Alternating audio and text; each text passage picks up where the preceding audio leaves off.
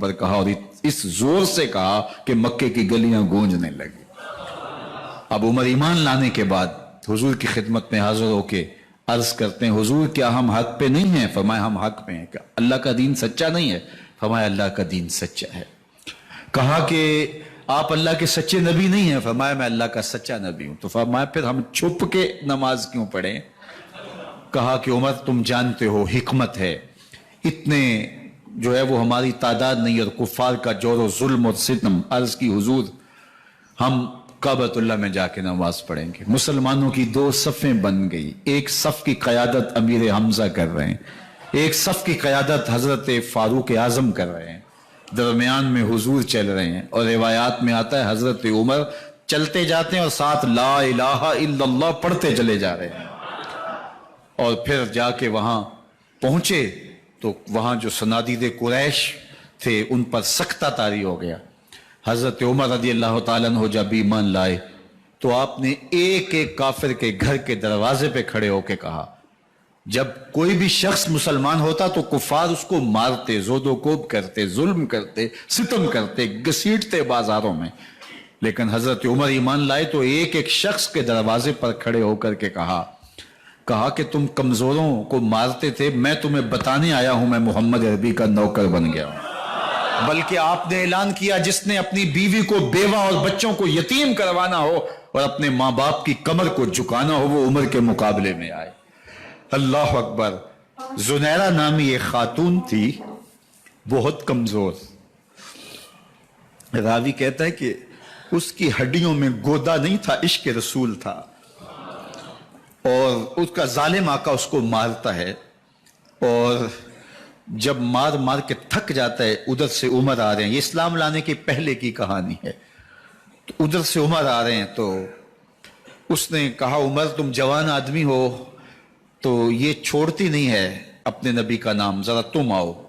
تو عمر کوڑا پکڑ لیتے ہیں، اسے مارتے ہیں، مارتے مارتے تھک جاتے ہیں تو پانی پینے لگتے ہیں، تو کہتے ہیں مجھے تیرے پہ ترس نہیں آیا لیکن میں ذرا پانی پینے لگا ہوں، اور پھر گلے کے اندر کپ ڈال کر کے کوڑا اور اس کی رسی کو بل دیتے ہیں اور اس کی آنکھیں باہر نکل آتی ہیں، اور کہتے ہیں بلا اپنے نبی کو جو تیری آنکھوں کی بینائی واپس کرے۔ اللہ اکبر۔ تو اس نے آسمان کی طرف منہ کر کے کہا مالک میں کبھی بھی آنکھوں کی بینائی نہ مانگتی لیکن اب تیرے نبی کی عزت کا سوال ہے۔ آنکھوں کی بینائی واپس ہو جاتی ہے۔ زنیرہ کو بڑا مارا۔ آج عمر گلیوں میں آنکھوں میں آنسو ہیں اور عجیب دلے بے تاب ہے، اور کہتا ہے آؤ بھئی میں حضور کا غلام بن گیا ہوں، تمہیں بتانے آیا ہوں۔ زنیرہ نے موڑ کاٹا تو آگے عمر یہ آواز دے رہے تھے۔ زنیرہ ایک کونے پہ کھڑے ہو کے رو کے کہتی ہے عمر تم تو بڑے اس دن جوش و غضب میں تھے اور تم مارتے ہوئے تھکتے نہیں تھے۔ تو عمر نے کہا زنیرہ اس دن میں نے دیکھا نہیں تھا، اب میں محمد عربی کو دیکھ آیا ہوں۔ جنہ ویکھیا نہیں ہو کرن گلاں، جنہ ویکھیا نہیں ہو کرن گلاں، جنہ ویکھیا ہو تے بول دے نہیں، جڑے محرم راز حقیقت دے اور راز حقیقت کھول دے نہیں۔ تو حضرت عمر رضی اللہ تعالیٰ عنہ ایمان لائے۔ حضرت عبداللہ ابن مسعود رضی اللہ تعالیٰ عنہ فرماتے ہیں کہ حضرت عمر کا ایمان لانا مسلمانوں کے لیے عزت کا سبب تھا، ان کا ہجرت کرنا مسلمانوں کی نصرت تھی، اور ان کی خلافت مسلمانوں کے لیے رحمت تھی۔ حضرت عمر رضی اللہ تعالی عنہ وہ ہیں کہ میرے حضور نے فرمایا لوگوں جب نیک لوگوں کا ذکر کرو تو میرے عمر کا تذکرہ ضرور کیا کرو۔ میرا عمر وہ ہے کہ جب وہ ایک جگہ ایک سمت سے آ رہا ہو، ایک گلی اور بازار سے آ رہا ہو تو شیطان بھی آ رہا ہو، عمر کو دیکھ کے راستہ تبدیل کر لیتا ہے۔ حضرت عمر رضی اللہ تعالی عنہ کی طبیعت کے اندر جو جاہ و جلال تھا، طبیعت کے اندر جو سختی تھی، وہ اسلام کے اندر آ کر بھی قائم رہی، اور آپ نے وہی سختی، وہی جاہ و جلال جو پہلے مسلمانوں کے خلاف تھا، اب کفار کے خلاف، منافقین کے خلاف حضرت عمر کی طبیعت کے اندر وہ جوش و خروش بدستور موجود رہا۔ لیکن جس دن آپ خلیفہ بنے تو اس دن آپ نے ممبر پہ چڑھ کے جو خطبہ دیا اس میں کہا لوگوں میں سخت اس لیے تھا کہ رسول اللہ نرم تھے، پھر میں سخت اس لیے تھا کہ حضرت ابو بکر صدیق نرم تھے، اب میں تخت خلافت پہ بیٹھا ہوں اب میری سختی جو ہے وہ نرمی میں تبدیل ہو گئی. صرف فاسقوں فاجروں اور باغیوں کے لیے میں سخت ہوں، باقی تمہارے لیے نرم ہوں. سب سے کم جو تنخواہ بیت المال سے اگر کسی وجود نے لی ہے تو وہ حضرت عمر رضی اللہ تعالیٰ عنہ نے لی ہے. صرف 2 جوڑے لیتے تھے سال میں، اور راوی کہتا ہے کہ میں نے دیکھا ہے کہ اس میں بھی 17 پیوند لگے ہوتے تھے. حضرت عمر رضی اللہ تعالیٰ عنہ کا طرز زندگی، آپ کا انداز معاشرت اور آپ کا انداز خلافت، ہر لمحہ آپ کی زندگی کا اٹھا کے دیکھیے کتنی مرتبہ قرآن حضرت عمر کی رائے کے مطابق نازل ہوا ہے. اللہ تعالیٰ جل شانہ نے ان کو صاحب الہام بنایا تھا. ہر امت میں کوئی صاحب الہام ہوتا ہے، حضور کی امت کا صاحب الہام حضرت عمر رضی اللہ تعالیٰ عنہ، اور آقا کریم نے انہیں اپنا وزیر قرار دیا. فرمایا میرے 2 وزیر آسمانوں میں ہیں، 2 وزیر زمینوں میں ہیں. آسمانوں کے وزیر ابو جو ہے وہ جبرائیل اور میکائیل ہیں، اور زمین کے وزیر ابو بکر اور عمر ہیں رضی اللہ تعالی عنہما. تو اللہ تعالیٰ جل شانہ نے حضرت سیدنا صدیق اکبر کے بعد حضرت سیدنا عمر بن خطاب رضی اللہ تعالیٰ عنہ سے جو کام لیا، مختصر دور خلافت کے اندر 10 سال 6 ماہ 4 دن آپ نے خلافت فرمائی ہے.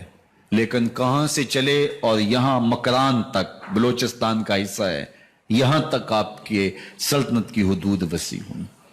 ادھر آرمینیا تک جا پہنچے، حمص فتح کیا، قادسیہ، یرموک. آپ ذرا دیکھیے کہ کہاں تک آپ کی فوجوں کے گھوڑے دوڑتے رہے، اور اللہ تعالیٰ جل شانہ نے ان کو جو توانائی، عدل و انصاف کی قوت عطا فرمائی. اللہ اکبر. جب زمین پہ عدل کیا ہو تو زمین بھی حکم مانتی ہے، اور حضرت عمر وہ تھے جن کا حکم ہوائیں بھی مانتی تھی، زمین بھی مانتی تھی، جن کا حکم جو ہے وہ آگ بھی تسلیم کرتی تھی اور دریا بھی ان کا حکم مانا کرتے تھے.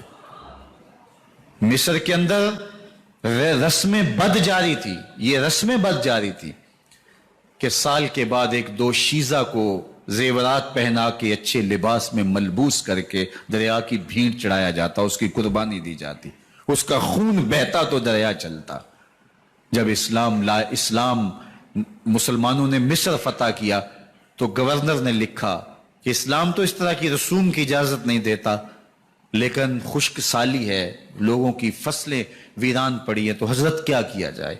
تو حضرت عمر رضی اللہ تعالیٰ عنہ کو جب قاصد آ کے پیغام دیتا ہے تو کاغذ کے ٹکڑے پہ لکھتے ہیں بسم اللہ الرحمن الرحیم.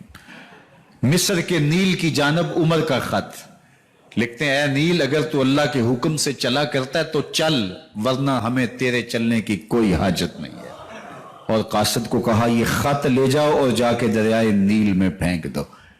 قاصد جا کے خط دریائے نیل میں پھینک دیتا ہے، پانی آتا ہے، ایسا دریائے نیل چلا 14 صدیاں ہوئی ہیں آج تک کبھی بند ہی نہیں ہوا.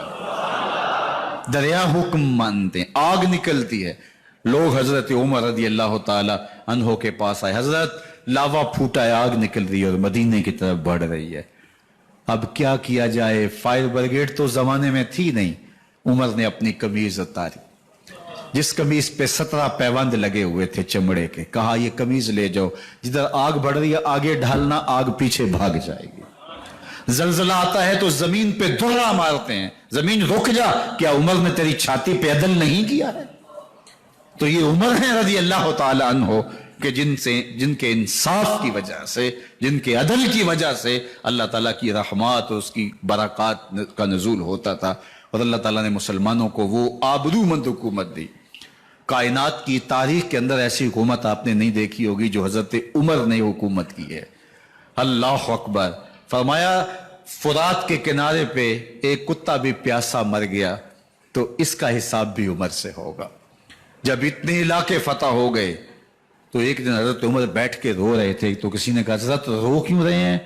فرمایا کہ میں اس لیے رو رہا ہوں کہ فلاں پل سے بکریاں گزری ہیں، تو پل کے اندر شکستگی تھی، ٹوٹا ہوا تھا پل درمیان میں کچھ، اس میں ایک بکری کی ٹانگ ٹوٹ گئی ہے، تو میں ڈرتا ہوں کہیں اس کا حساب نہ لیا جائے کہ میرا رب یہ نہ پوچھے کہ عمر تو نے پل صحیح تعمیر نہیں کروائے تھے کہ ایک بکری کی ٹانگ کیوں ٹوٹی ہے. یہ ہیں حضرت عمر رضی اللہ تعالی عنہ. اللہ اکبر. حضرت سیدنا عمر رضی اللہ تعالیٰ عنہ کی پوری زندگی آپ دیکھ لیجئے. آپ دن کو گھر میں بیٹھتے ہیں، دربار خلافت میں بیٹھتے ہیں، اور آپ کا دربار